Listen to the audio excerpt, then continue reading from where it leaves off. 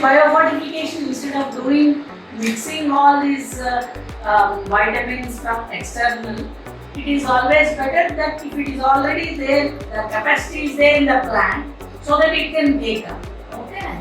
So normally whatever rice you get in supermarkets or even public distribution system, in polished grain, the rice we consume, there will be 12 ppm to 15 ppm of zinc. Okay, 15 ppm let us take.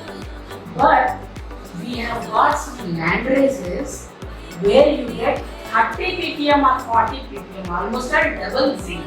You just imagine having that much, if it is there in public distribution, in rice, in grain, which is given to the poor, their zinc deficiency will not be there.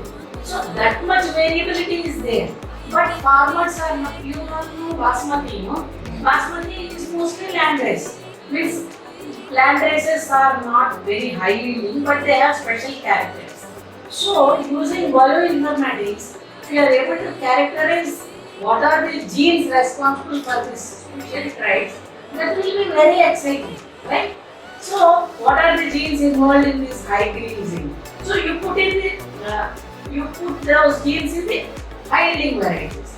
You help the breeders to do that. That's what I have done project with this Bionivid and help of Dr. 𝐀𝐩𝐬𝐥𝐻𝐿 and